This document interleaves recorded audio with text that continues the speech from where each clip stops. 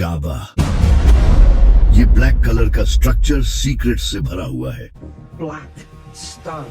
Sent down by God to earth. Is it actually a meteorite? और इसकी history खून से भरी हुई है। इस काबे का आपके दिल से जुड़ा एक राज है जो कि आज आप जानने वाले हो, तो चले जानते हैं।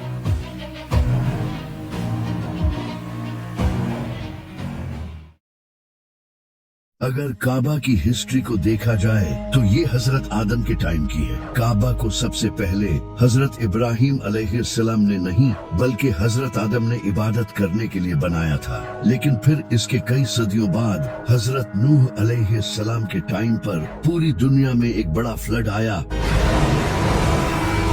जिससे काबा डिस्ट्रॉय हो गया और सिर्फ इसके कुछ निशान रह गए थे जिनका नबियों और फरिश्तों को पता होता था। लेकिन फिर एक दिन इस दुनिया में अल्लाह के खलील का जन्म हुआ, इब्राहिम। हजरत इब्राहिम अलैहिस्सलाम अल्लाह से शदीद मोहब्बत करते थे और उन्होंने अल्लाह के लिए अपनी हर एक अजीज चीज कुर्बान की। हजरत इब्राहिम अलैहिस्सलाम उस वक्त फिलिस्तीन में रहते थे, तो एक दिन अल्लाह ने हजरत इब्राहिम अलैहिस्सलाम को हुक्म दिया कि वो काबा को तामीर करें। हजरत इब्राहिम अलैहिस्सलाम ने जहाँ पहले काबा था उसके आसार ढूंढे और वहाँ काबा बनाना शुरू किया। हजरत इब्राहिम अलैहिस्सलाम ने पास के पहाड़ों से पत्थर उठाकर काबा को बनाना शुरू किया। हजरत इस्माइल अलैहिस्सलाम पत्थर ला रहे थे और हजरत इब्राहिम अलैहिस्सलाम पत्थरों से काबे की दीवारें बना रहे थे। जब काबे की दीवारें बन गई तो हजरत इब्राहिम अलैहिस्सलाम एक बड़े पत्थर पर खड़े हुए। उस पत्थर पर हजरत इब्राहिम अलैहिस्सलाम के मुबारक पैरों के निशान छिप गए। ये पत्थर आज भी काबा के सामने पड़ा है, जिसे मुकामे इब्राहिम कहते हैं। काबा बनने के बाद हजरत जिब्राइल एक सफेद पत्थर लेकर आए जिसे हजरे अस्वद कहते हैं। हजरत इब्राहिम अलैहिस्सलाम ने इसे काबा के कोने में लगा दिया, लेकिन मुसलमानों के गुनाहों की वजह से आज ये पत्थर काला हो चुका है। हजरत इब्राहिम और इस्माइल अलैहिस्सलाम जब काबा को बना रहे थे तो वो साथ ही ये दुआ कर रहे थे, ऐ हमारे रब, हमसे ये कबूल फरमा, बेशक तो सुनने वाला और जानने वाला है। ऐ हमारे रब, हमें अपना मुसलमान बना और हमारी नस्ल से एक मुसलमान उम्मत बना जो तेरी फर्मा बरदार हो।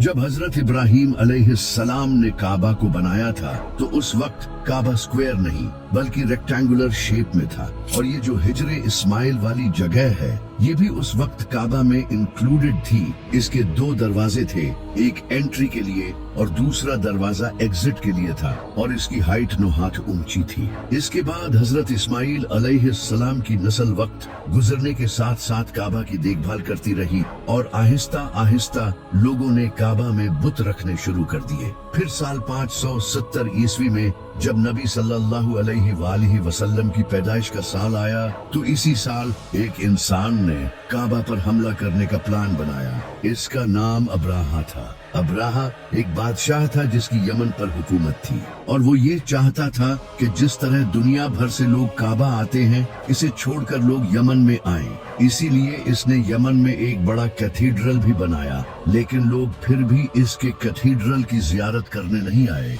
क्योंकि अरब के लोग काबा को एक बहुत ही इम्पोर्टेंट रिलीजियस प्लेस मानते थे और काबा में इनके बुत भी रखे थे। इससे परेशान होकर अब्राहा ने काबा को तबाह करने का फैसला किया। अब्राहा ने एक बड़ी फौज तैयार की जिसमें बड़े बड़े हाथी थे जो अरब के लोगों के लिए बहुत खतरनाक थे, क्योंकि अरब के लोगों ने जिंदगी में कभी हाथी नहीं देखे थे। इनके घोड़े भी हाथियों से डरते थे। अब्राहा अपनी फौज को लेकर यमन से मक्का की तरफ रवाना हुआ।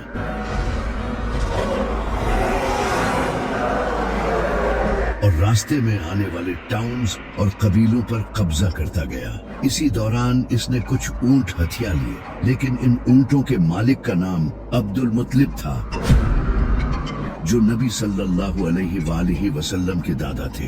जब हजरत अब्दुल मुत्तलिब को इसका पता चला तो वो अब्राहा से मिलने गए और इसके पास जाकर उन्होंने अपने ऊंट वापस मांगे। अब्राहा ये देखकर बहुत हैरान हुआ। इसने जनाबे अब्दुल मुत्तलिब से कहा कि मैं यहाँ तुम्हारे काबा को तबाह करने आया हूँ और तुम्हें अपने ऊंटों की पड़ी है। तो जनाबे अब्दुल मुत्तलिब ने इसे कहा कि मैं इन ऊंटों का मालिक हूँ और इस काबे का मालिक कोई और है। मैं अपने ऊंटों की हिफाजत करूंगा और वो काबा की हिफाजत करेगा। तुम मेरे ऊंट मुझे वापस कर दो, फिर चाहे काबा पर हमला करो। तो अब्राहा ने इनके ऊंट इन्हें वापस कर दिए और वो वापस मक्का चले गए। वहाँ जाकर वो काबा के पास गए और इसके दरवाजे को पकड़कर कहा, आए अल्लाह, एक इंसान भी अपने घर की हिफाजत करता है तो तू भी अपने घर की हिफाजत कर। มองหามันอายอย इसके बाद अब्राहा अपनी फौज लेकर मक्का की तरफ बढ़ा, लेकिन जैसे ही वो मक्का के करीब आया तो इसके हाथियों ने आगे बढ़ने से इनकार कर दिया और पीछे मुड़ने लगे। फौज ने पूरी कोशिश की, लेकिन वो आगे बढ़ने को तैयार नहीं थे। ये अल्लाह की तरफ से एक निशानी थी। इसी वक्त उन्होंने आसमान की तरफ देखा तो एक बड़ी तादाद में परिंदे उनकी तरफ आ रहे थे, जिनके मुंह और पंजों में पत्थर थे। इसके बाद इन परिंदों ने वो पत्थर इस फौज पर गिराए। ये पत्थर इनके जिस्मों को चीरने लगे और इस तरह अब्राहा और इसकी पूरी फौज तबाह हो गई और अल्लाह ने काबा को बचा लिया। इस वक्त तक हजरत इब्राहिम अलैहिस्सलाम के काबा को तामीर किए 2000 साल हो चुके थे और फ्लड्स और बारिशों की वजह से काबा की दीवारें कमजोर हो चुकी थी। इसी वक्त मक्का में एक बड़ा फ्लड आया जिसने काबा की दीवारों को काफी नुकसान पहुंचाया। तभी मक्का में कुरैश ने ये फैसला किया कि वो काबा को तोड़कर इसे दोबारा से तामीर करेंगे। कुरैश के लीडर्स ने ये फैसला किया, काबा को दोबारा तामीर करने के लिए जो पैसा लगेगा वो हलाल होना चाहिए। जिसके बाद कुरैश ने मिलकर काबा को दोबारा तामीर करना शुरू किया। शुरू में तो कोई भी अल्लाह के डर से काबे की दीवार गिराने के लिए तैयार नहीं था, लेकिन फिर हजरत खालिद बिन वलीद रजी अल्लाह तआला अन्हु के बाप ने आगे बढ़कर काबे की दीवार को गिराना शुरू किया, जिसे देखकर बाकी लोग भी इनके साथ शुरू हो गए। उन्होंने काबा की लंबाई को रेक्टेंगुलर शेप से कम करके स्क्वायर शेप में बनाया, क्योंकि इनके पास पैसे कम थे, और इसकी हाइट को भी 9 हाथ से 18 हाथ ऊंचा कर दिया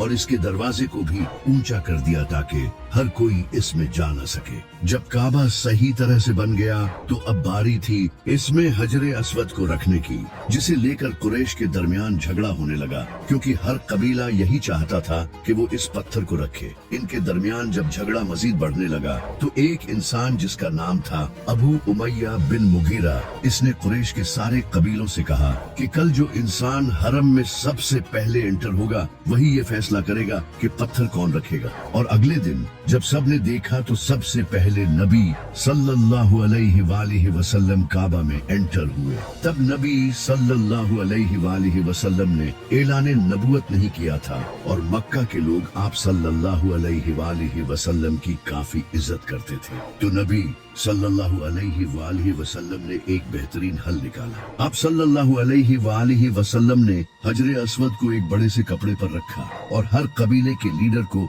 इस कपड़े को उठाने का कहा। जब सारे कबीलों के लीडर्स इस पत्थर को उठाकर काबा के पास ले गए तो आप सल्लल्लाहु अलैहि वसल्लम ने इसे अपने हाथों से उठाकर अपनी जगह रखा। ये देखकर कुरैश के सारे लोग बड़े खुश हुए और इस तरह काबा को दोबारा तामीर किया गया। फिर इसी काबा में एक दिन एक अजीम इंसान का जन्म हुआ जिसका नाम था अली इब्ने अबी तालिब। इसके कुछ साल बाद जब फतह मक्का हुई तो नबी सल्लल्लाहु अलैहि वसल्लम ने काबा में रखे सारे बुत तोड़कर काबा को बुतों से पाक कर दिया। इस वक्त काबा की दीवारों पर हजरत इब्राहिम अलैहिस्सलाम और फरिश्तों की तस्वीरें भी बनी थी। नबी सल्लल्लाहु अलैहि वसल्लम ने इन तस्वीरों को भी मिटा दिया और इसके बाद से काबा मुसलमानों का किबला बन गया। नबी सल्लल्लाहु अलैहि वसल्लम पहले मस्जिद अक्सा की तरफ मुंह करके नमाज पढ़ते थे, लेकिन एक दिन अल्लाह ने आप सल्लल्लाहु अलैहि वसल्लम को हुक्म दिया और आप सल्लल्लाहु अलैहि वसल्लम ने इसके बाद से काबा की तरफ मुंह करके नमाज पढ़ना शुरू की। 683 ईस्वी में जब अब्दुल्लाह बिन जुबैर रजी अल्लाह तआला अन्हु ने खुद को मक्का का खलीफा डिक्लेयर कर दिया तो ये यजीद की हुकूमत के लिए एक खतरा था। तो यजीद ने एक फौज मक्का भेजी। यजीद की फौज ने मक्का को सीज कर लिया और मक्का पर कैटापल्ट्स के जरिए आग से भरे हुए पत्थर फेंके। इन्हीं पत्थरों में से एक पत्थर काबा को लगा, जिससे काबा की लकड़ी से बनी छत जल गई और दीवार टूट गई। लेकिन अल्लाह का एक मुजजा ये हुआ कि इसके बाद अचानक यजीद की मौत हो गई। इसके बाद इसकी फौज मक्का से वापस चली गई। इनके जाने के बाद अब्दुल्ला बिन जुबैर रजी अल्लाह तआला अन्हु ने काबा को दोबारा तामीर किया। उन्होंने काबा को बड़ा करके हजरत इब्राहिम अलैहिस्सलाम की तरह रेक्टेंगुलर शेप में बनाया, यानी हिजरे इस्माइल को भी काबा में इंक्लूड कर दिया। इसकी हाइट को भी और ऊंचा कर दिया। इस बार उन्होंने काबा को मजबूत यमनी पत्थरों से बनाया ताकि ये दोबारा टूट न सके। इसके 10 साल बाद जब अब्दुल मलिक बिन मरवान की हुकूमत आई तो इसने दोबारा मक्का को फतह करने का प्लान बनाया, क्योंकि पिछले 10 सालों से अब्दुल्ला बिन जुबैर रजी अल्लाह तआला अन्हु ने मक्का पर कब्जा किया हुआ था। इसने हज्जाज बिन यूसुफ को मक्का पर हमला करने के लिए भेजा। हज्जाज बिन यूसुफ ने मक्का को सीज कर लिया और पहाड़ों पर से कैटापल्ट्स के थ्रू पत्थर फेंके। कई हफ्तों तक मक्का पर पत्थर बरसाए गए। अब्दुल्ला बिन जुबैर रजी अल्लाह तआला अन्हु के फौजी थकने लगे और खाने पीने की कमी भी होने लगी। इसी दौरान एक पत्थर लगने से काबा फिर से डैमेज हो गया, जिसे देखकर अब्दुल्ला बिन जुबैर रजी अल्लाह तआला अन्हु के साथियों ने उन्हें हथियार डालने का कहा। लेकिन अब्दुल्ला बिन जुबैर रजी अल्लाह तआला अन्हु ने हथियार डालने से इनकार कर दिया और बहादुरी से लड़ते रहे। आखिरकार कुछ लोगों ने इन्हें काबा के पास घेर लिया और उन्हें शहीद कर दिया। इनकी लाश को मक्का में लटका दिया गया। इसके बाद मक्का अब्दुल मलिक बिन मरवान के कब्जे में आ गया। अब्दुल मलिक बिन मरवान ने काबा को दोबारा तामीर करवाया और इसे दोबारा रेक्टेंगुलर शेप से स्क्वायर शेप में कर दिया, यानी हिजरे इस्माइल को काबा से निकाल दिया गया। काबा का एक दरवाजा बंद कर दिया गया और सिर्फ एक दरवाजा बाकी रखा गया। इस दरवाजे को भी ऊंचा कर दिया गया ताकि सिर्फ बड़े लोग ही इसमें एंटर हो सके। आज भी काबा की यही हालत है कि वहाँ सिर्फ इनके बड़े शेख ही अंदर जाकर नमाज पढ़ते हैं। लेकिन फिर इसके बाद काबा की हिस्ट्री का सबसे बुरा दिन आया जब 930 ईस्वी में हज के वक्त अबू ताहिर अल जनाबी कुछ टेररिस्ट्स के साथ मक्का में एंटर हुआ। अबू ताहिर काबा की सीढ़ियों पर चढ़ा और इसने कहा, मैं खुदा हूँ और मेरे सिवा कोई खुदा नहीं। मैं अपने हाथ से जिंदगी और मौत देता हूँ। इसने खुलेआम कत्ले-आम मचा दिया और 20 से 30 हजार हाजियों को शहीद कर डाला। मक्का की गलियां खून से भर गई। हजारों लोगों की लाशों को जमजम के कुएं में फेंक दिया गया और काबा के गिलाफ को भी फाड़ डाला। बहुत सी औरतों और बच्चों को कैद कर लिया गया। इसके बाद इन लोगों ने हजरे अस्वद को भी चुरा लिया और इसे अरब के ईस्टर्न इलाकों में ले गए। वहाँ बैठकर वो मुसलमानों का मजाक उड़ाने लगे कि हमने तुम्हारा अजीज पत्थर चुरा लिया है, अब तुम्हारा रब कहाँ है। ये लोग करामती थे जो सऊदी अरब के ईस्टर्न हिस्सों में बहुत पावरफुल हो गए थे। इसके बाद कई सालों तक हज करने वालों की तादाद कम हो गई क्योंकि लोग हज करने से डरने लगे थे। ये साल का पहला ऐसा हज था जो हजरे अस्वद के बगैर अदा किया गया। ये खबर पूरी दुनिया में फैल गई और इससे उस वक्त के अब्बासी खलीफा पर दबाव बढ़ने लगा। अब्बासी खलीफा ने करामतियों पर हमला करने का भी सोचा, लेकिन वो बहुत पावरफुल थे। ये देखकर अब्बासी खलीफा पीछे हट गया और इसने इनसे नेगोशिएशंस का सोचा। इसने इनको पैसा भी ऑफर किया, लेकिन वो नहीं माने। यूं लगातार 22 साल तक हजरे अस्वद काबा से गायब रहा। आखिरकार 22 साल बाद करामती कमजोर पड़ गए क्योंकि इनकी अपनी आपस में लड़ाइयां शुरू हो गई थी। ये देखकर उन्होंने अब्बासी खिलाफत की बात मान ली और हजरे अस्वद वापस दे दिया और यूं 22 साल बाद आखिरकार हजरे अस्वद को दोबारा काबा में लगा दिया गया। इसके बाद सदियां गुजरती गई और बारिशों की वजह से मक्का में फ्लड्स आते रहे, जिससे काबा को नुकसान होने लगा। फिर 1600 ईस्वी में काबा की दीवारें कमजोर हो चुकी थी और इसी साल मक्का में बारिशों की वजह से फ्लड आया। जिससे काबा की आधी दीवारें पानी में डूब गई, जिसके रिजल्ट में काबा की छत गिर गई और भी काफी नुकसान पहुंचा, यहाँ तक कि हजरे अस्वद भी अपनी जगह से गिर गया। उस वक्त मक्का के शरीफ मसूद बिन इदरीस ने खुद से काबा की रिपेयरिंग शुरू की, लेकिन पूरे स्ट्रक्चर को दोबारा तामीर करना इनके बस में नहीं था। तो उन्होंने उस वक्त की उस्मानी सल्तनत के सुल्तान मुराद को ये सब बताया। सुल्तान मुराद ने काबा को तोड़कर दोबारा तामीर करने का हुक्म दिया। उन्होंने इजिप्ट और यमन से क्राफ्ट्समैन भेजे और समंदर पार से मजबूत पत्थर मंगवाए और इन सब को यूज करके काबा को दोबारा बनाया। लेकिन इस बार उन्होंने काबा को रेक्टेंगुलर नहीं बल्कि स्क्वायर शेप में ही रखा और आज तक काबा की यही शेप है। फिर 14वीं सदी में मक्का में मुख्तलिफ फिक के लोग आने लगे, जैसे कि हनफी, मालकी, शाफी और हम्बली। ये सब एक दूसरे से इख्तिलाफ करते थे और अगर कोई इमाम किसी दूसरी फिक का होता तो इसके पीछे नमाज भी नहीं पढ़ते थे। ये देखकर मक्का के कस्टोडियंस ने काबा में 4 मुसल्ले डाल दिए, हनफी, मालकी, शाफी और हम्बली, ताकि हर कोई अपने फिरके के इमाम के पीछे नमाज पढ़ सके। और ये सब 500 सालों तक यूं ही चलता रहा। उस वक्त एक ही नमाज 4 बार पढ़ी जाती थी और मदीना में भी बिल्कुल ऐसा ही होता था। फिर 1924 में बादशाह अब्दुल अजीज ने मक्का को फतह कर लिया और इन 4 मुसल्लों को हटाकर इनकी जगह सिर्फ एक ही मुसल्ला रख दिया ताकि सारे मुसलमान एक ही इमाम के पीछे नमाज पढ़े। इसके बाद काबा को दोबारा रिपेयर किया गया। काबा से चिराग हटाकर इलेक्ट्रिकल लाइटिंग्स लगाई गई और वक्त के साथ साथ काबा एडवांस होता गया और इसके आसपास की जगह को भी एक्सपैंड किया जाने लगा, जो कि आज आप देख सकते हैं। लेकिन फिर 20 नवंबर 1979 फर्स्ट मुहर्रम फजर के वक्त एक इंसान जिसका नाम था जुहैमन, जो कि एक सऊदी नेशनल गार्ड्समैन था, वो अपने तकरीबन 200 साथियों के साथ कॉफिन्स में जनाजे के बहाने हथियार लेकर हरम में एंटर हो गया। फजर की नमाज के बाद इन लोगों ने मस्जिद उल हराम के दरवाजे बंद कर दिए और सारे गार्ड्स और नमाजियों को हॉस्टेज बना लिया। इसके बाद जुहैमन ने लाउड स्पीकर्स पर ऐलान किया कि मेहदी आ चुके हैं, जो कि ये इंसान है जिसका नाम मोहम्मद बिन अब्दुल्लाह था, जो कि इसके साथ खड़ा था। और फिर इसने मुसलमानों से कहा कि इसकी बैत करो, यानी कि वो इसे इमाम मेहदी मानता था। और ये सब वो इसीलिए कर रहा था। जब सऊदी सिक्योरिटी फोर्सेस को इसका पता चला तो उन्होंने हरम को चारों तरफ से घेर लिया,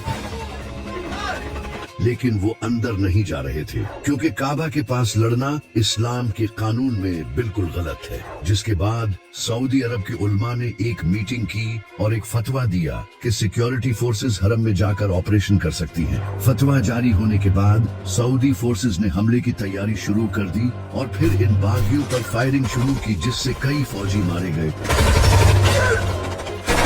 और कई हॉस्टेजेस की भी जान गई,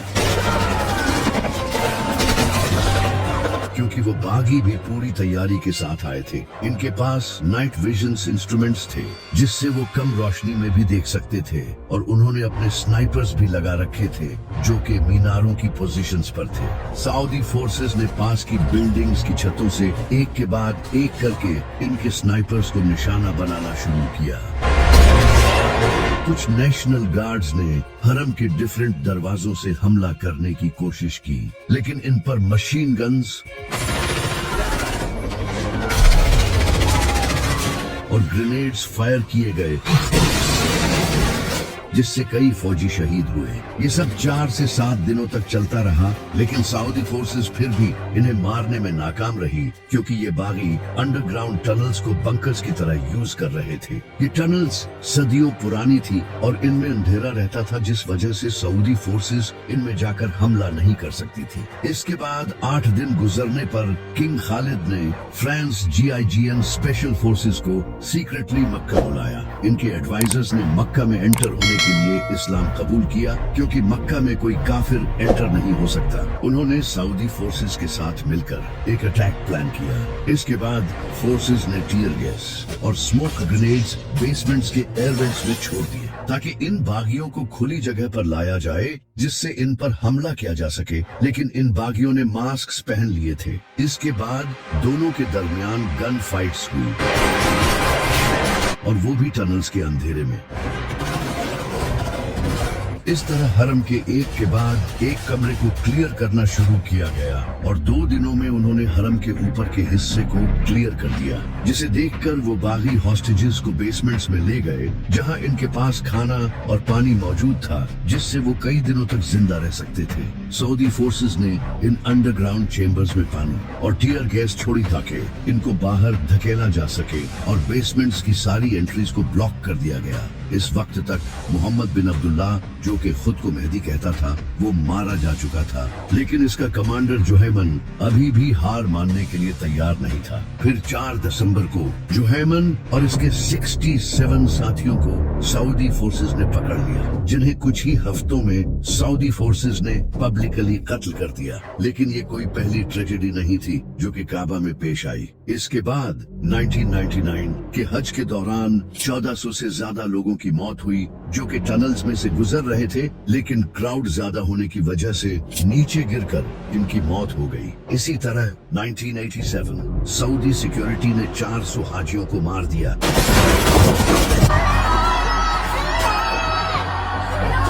क्योंकि तकरीबन 1.5 लाख ईरानी मक्का की गलियों में अमेरिका और इसराइल के खिलाफ नारे लगा रहे थे, जिसके बाद सऊदी फोर्सेस ने ओपन फायर करके 400 लोगों को मार दिया और 600 से ज्यादा लोग जख्मी हुए, जिसके बाद से सऊदी अरब और ईरान के दरमियान हालात और ज्यादा बिगड़ गए। जितनी इंटरेस्टिंग काबा की हिस्ट्री है, उससे भी ज्यादा इंटरेस्टिंग काबा से जुड़े साइंटिफिक फैक्ट्स हैं। सदियों पहले जब जीपीएस नहीं हुआ करता था, तो सेलर्स मक्का को as a reference point use करके रास्ता तलाश करते थे। इसी वजह से ये मुसलमानों का किबला है, ताकि दुनिया के हर कोने से मुसलमान काबा की तरफ रुख करके नमाज पढ़ सकें। कुछ मॉडर्न रिसर्चर्स का ये भी कहना है कि काबा ऐसी जगह है जहां जमीन की जियो मैग्नेटिक फील्ड बैलेंस है। इसी वजह से जितने भी लोग मक्का जाते हैं, वो खुद कहते हैं कि उन्हें वहाँ बहुत सुकून मिलता है और एक अलग तरह का एहसास होता है। मुसलमान काबा का तवाफ काउंटर क्लॉकवाइज करते हैं और बिल्कुल उसी तरह पूरा यूनिवर्स घूमता है, जैसे सूरज के अराउंड प्लैनेट्स काउंटर क्लॉकवाइज घूमते हैं। हमारा मिल्की वे गैलेक्सी भी काउंटर क्लॉकवाइज घूमता है। इलेक्ट्रॉन्स भी न्यूक्लियस के अराउंड काउंटर क्लॉकवाइज ही घूमते हैं और जमीन भी वेस्ट से ईस्ट की तरफ काउंटर क्लॉकवाइज ही घूमती है। इसका मतलब ये है कि जब मुसलमान काबा का तवाफ करते हैं, तो वो यूनिवर्स के नेचुरल फ्लो से जुड़ जाते हैं। काबा जमीन का एक पावरफुल जियो मैग्नेटिक पॉइंट है। जब हजारों मुसलमान काउंटर क्लॉकवाइज एक साथ मूव करते हैं, तो वो एक यूनिफाइड एनर्जी फील्ड बनाते हैं, बिल्कुल वैसे ही जैसे इलेक्ट्रॉन्स एटम के अराउंड मूव करते हैं। इसी वजह से अल्लाह ने कुरान में फरमाया है कि इस यूनिवर्स की हर चीज अल्लाह की तस्बीह करती है। वो तस्बीह यही है जिस तरह मुसलमान काबा में जाकर तवाफ करते हैं। अब क्योंकि हर चीज एटम से बनी है, इसलिए हर चीज इसी तरह अल्लाह की तस्बीह कर रही है। इसी वजह से सूफी अल्लाह की याद में घूमते हैं, जिसे वो समा कहते हैं, जिसमें वो अपना एक हाथ ऊपर अल्लाह की तरफ रखते हैं और दूसरा हाथ नीचे मखलूक की तरफ रखते हैं और इस तरह वो अल्लाह की याद में खो जाते हैं। सूफियों का ये कहना है कि जिस तरह काबा का तवाफ होता है, इसी तरह इंसान के दिल का भी तवाफ होता है और ये बात 100% सच है, क्योंकि नबी सल्लल्लाहु अलैहि वसल्लम ने फरमाया, मोमिन का कल्ब अल्लाह का घर है। अल्लाह का असल घर काबा नहीं, बल्कि इंसान का दिल है।